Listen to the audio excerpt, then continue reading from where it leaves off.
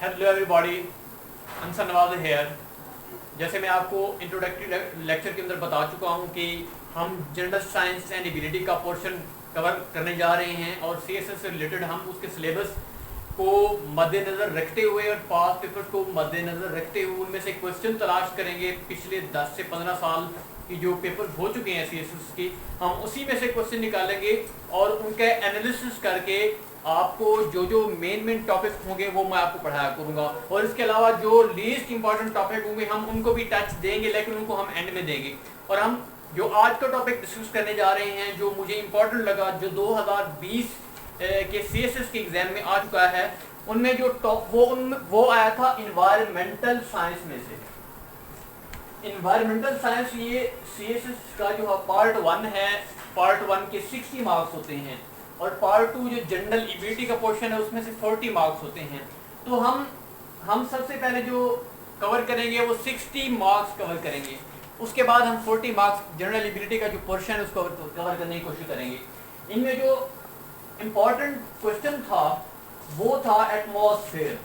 Atmosphere ये जो question पूछा गया है वो सबसे पहले मैं आपको बताना चाहूँगा कि किस तरह का क्वेश्चन पूछा गया है सीएसएस 2020 के अंदर। उसमें ये पूछा गया कि डिफरेंट सेगमेंट्स जो है एटमॉस्फेयर के अंदर वो क्या हैं और how these segments are maintaining earth and radiation balance.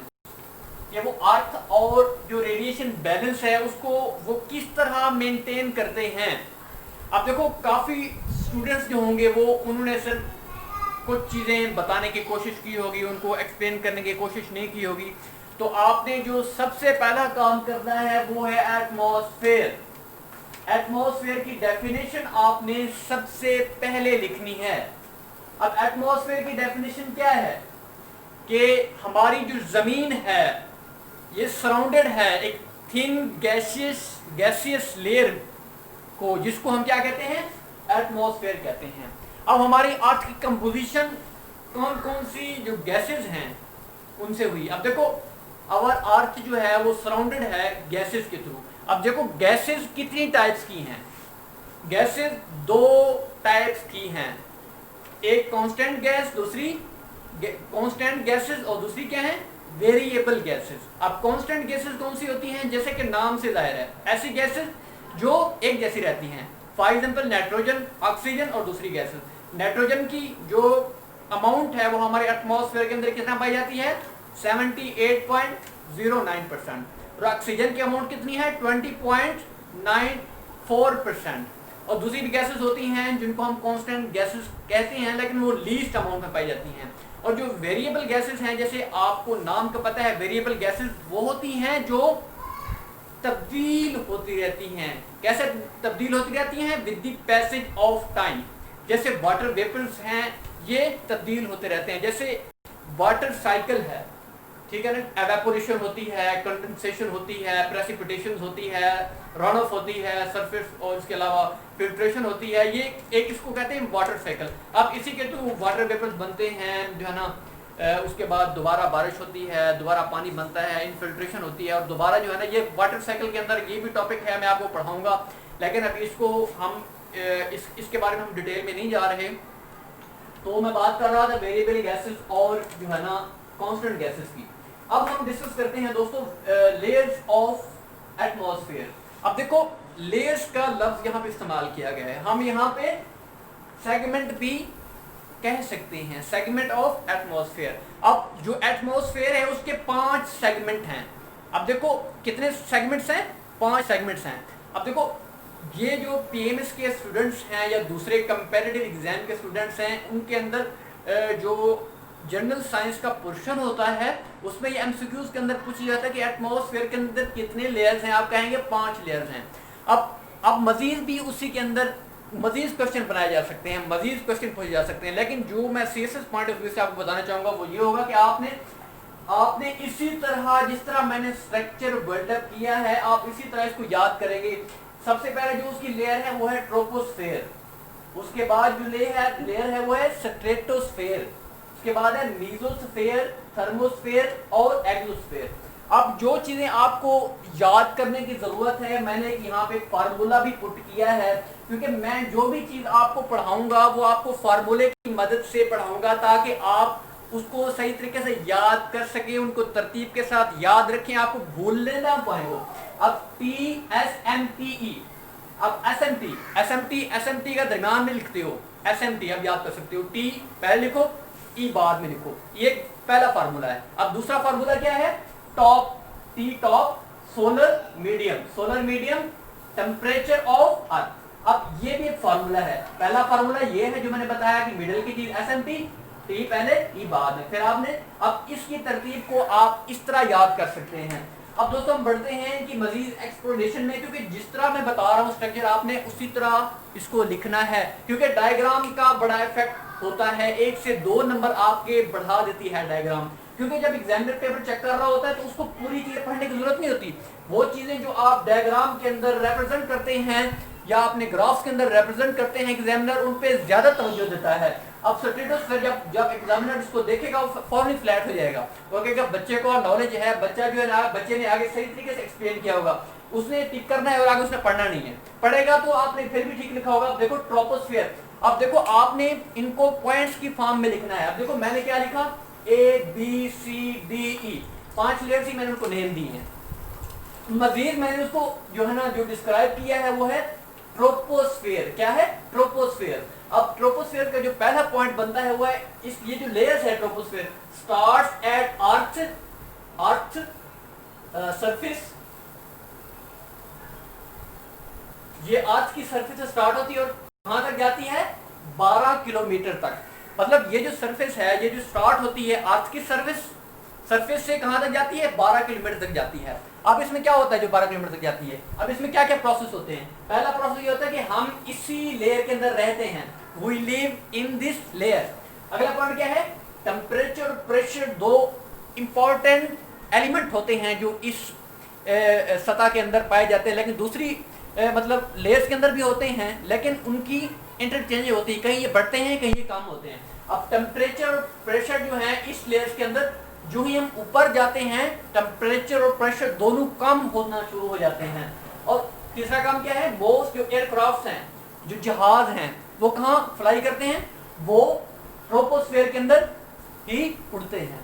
Weather pattern, clouds, precipitation, ये जो वेदर के हमारे पैटर्न डिफरेंट किस्म के होते हैं, ये भी इसी लेयर के अंदर एग्जिस्ट करते हैं। अब पहली लेयर थी जो हमने डिस्कस की, हमने डिस्कस ये किया कि 12 किलोमीटर हम इस लेयर के अंदर रहते हैं, जो कमर्शियल एयर फ्लाइट्स हैं वो इसी के अंदर फ्लाई करती हैं, वेदर जो पैटर्न हैं वो इसी के अंदर ही होते हैं। अगली जो लेयर है वो है स्ट्रेटोस्फीयर। अब 12 किलोमीटर से स्टार्ट हुई, 12 किलोमीटर से आगे 50 किलोमीटर तक गई। कहां से स्टार्ट हुई, 12 किलोमीटर से कहां तक गई, 50 किलोमीटर तक। अब इसमें क्या होता है, इसमें जो सबसे इंपॉर्टेंट लेयर है ओजोन लेयर, जिसका फॉर्मूला है O की 3, तो ये इसी में एग्जिस्ट करती है। अब देखो ओजोन लेयर की बहुत ज्यादा इंपॉर्टेंस है, इसके ऊपर एक जो हमारा एक टॉपिक भी है जिसको हम डिस्कस करेंगे, बड़ा इंपॉर्टेंट टॉपिक है, काफी मर्तबा CSS के एग्जाम के अंदर ये रिपीट हो चुका है। ओजोन लेयर 95% जो हमारी अल्ट्रावायलेट रेज होती हैं सूरज की, तो वो उनको आने से हमारी जमीन पर से रोकती हैं, जिससे हमारी लिविंग ऑर्गेनिज्म जो है एग्जिस्ट करती हैं उनको अफेक्ट कर सकती हैं।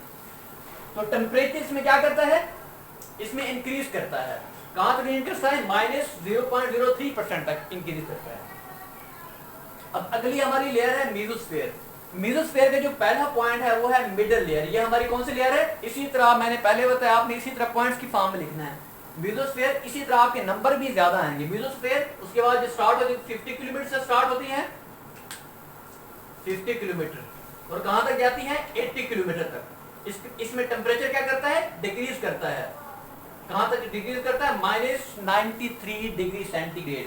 ये कोल्डेस्ट लेयर है। ये कौन सी लेयर है, अब देखो ना, ये एमसीक्यूज पॉइंट ऑफ व्यू से ये चीज बड़ी है ना, एमसीक्यूज जो पीएमएस के स्टूडेंट है उनके लिए एमसीक्यूज।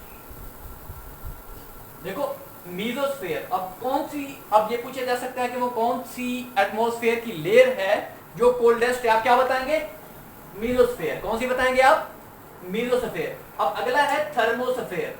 ये hottest layer of the atmosphere है, ये हमारे एटमॉस्फेयर की सबसे हॉटेस्ट, सबसे गर्म लेयर है। अब देखो देखो गर्म जो होती है उसमें जो गर्मी जब होती है तो टेम्परेचर राइज करता है, जब सर्दी होती है तो टेम्परेचर क्या करता है, कम होता है। अब इसमें टेम्परेचर क्या हुआ, कम हुआ। टेम्परेचर कम हुआ तो कोल्डेस्ट लेयर हुई है, इसलिए टेम्परेचर बढ़ा तो ये कौन सी लेयर हुई, हॉटेस्ट लेयर हुई। अब टेम्परेचर कहां तक बनता है, बढ़ता है 2000 डिग्री सेंटीग्रेड तक टेम्परेचर क्या करता है, राइज करता है। अब एमसीक्यूज क्या आ सकता है, इसमें एमसीक्यूज पूछा जा सकता है कि हमारी जो एटमॉस्फेयर है उसकी जो हॉटेस्ट लेयर है वो कौन सी है, आप बताओगे थर्मोस्फेयर। अब देखो ये कितने एमसीक्यूज बन गए, एक एमसीक्यूज बन गया, 2 एमसीक्यूज बन गए, 3 एमसीक्यूज बन गए और 4 एमसीक्यूज बन गए, 5 एमसीक्यूज बन गए। कांस्टेंट गैसेस क्या होती हैं, वेरिएबल गैसेस क्या होती हैं। इस तरह के क्वेश्चन जो होते हैं वो पूछे जाते हैं एग्जाम के अंदर, एमसीक्यूज के अंदर भी आ सकते हैं। तो दोस्तों मैंने आपके साथ जो लास्ट है वो है एक्सोस्फीयर। अब ये भी पूछ सकते हैं कि जो हमारे एटमॉस्फेयर की आउटर मोस्ट जो है ना लेयर है या सेगमेंट है वो कौन सा है, आप क्या बताएंगे, एक्सोस्फीयर। अब ये भी पूछा जा सकता है कि जो सैटेलाइट है वो किस लेयर के अंदर ट्रेवल करते हैं, आप बताएंगे इसके अंदर, एक्सोस्फीयर के अंदर वो क्या करते हैं, ट्रेवल करते हैं। अब देखो जैसे मैंने क्वेश्चन आपसे जो है ना कहा था, किस तरह का क्वेश्चन 2020 के सीएसएस के एग्जाम में पूछा गया था कि आप बताएं सेगमेंट्स ऑफ एटमॉस्फेयर कि किस तरह ये हमारी अर्थ और जो रेडिएशन का बैलेंस है उसको क्या करती हैं, उसके बैलेंस को रखती हैं। अब देखो इसकी इंपॉर्टेंस क्या है, ये हमारा जो एटमॉस्फेयर का टेम्परेचर है उसको स्टेबल रखने में बड़ा हेल्पफुल साबित होती हैं। अब देखो यहाँ पे लिविंग ऑर्गेनिजम्स हैं, लिविंग ऑर्गेनिज्म की जो एग्जिस्टेंस है या जो अल्ट्रा वायलेट हाई रेडिएशन जो हार्मफुल होती हैं जो आती हैं सूरज से ज़मीन की तरफ, तो ये लेयर्स उन अल्ट्रा वायलेट जो हार्मफुल लेयर्स होती हैं उनसे प्रोटेक्शन में बड़ा रोल प्ले करती हैं। अब यही क्वेश्चन है जो आपने क्या देना था, जो आपने यहाँ पे थीसिस स्टेटमेंट देना था। अब देखो थीसिस स्टेटमेंट हम मोस्टली ऐसे के अंदर डिस्कस करते हैं, लेकिन थीसिस स्टेटमेंट आपका इस्लामियात के अंदर भी होता है, पॉलिटिकल साइंस के अंदर भी होता है। हर चीज में जो आप स्टांस देते हो उसी को आप एक्सप्लेन करते हो। तो दोस्तों ये था हमारा एनवायरमेंटल साइंस का पार्ट 3 का और एटमॉस्फेयर और जनरल साइंस का पहला लेक्चर। उम्मीद है कि आपको ये लेक्चर पसंद आया होगा। अगर आप चाहते हैं कि इसी तरह की वीडियोस जो सीएसएस से रिलेटेड हूँ, पीएमएस से रिलेटेड हूँ, चाहे वो एमसीक्यूज हूँ चाहे वो ऑब्जेक्टिव हूँ, आपको मिलते रहे, तो आपसे रिक्वेस्ट है कि आप मेरे चैनल को जरूर सब्सक्राइब करें और बेल आइकन के बटन को जरूर प्रेस कर दें ताकि हर नई आने वाली वीडियो का नोटिफिकेशन आपको मिलता रहे। इंशाल्लाह हम अगले लेक्चर के साथ बहुत जल्द हाजिर होंगे। Okay, Allah Hafiz, thank you.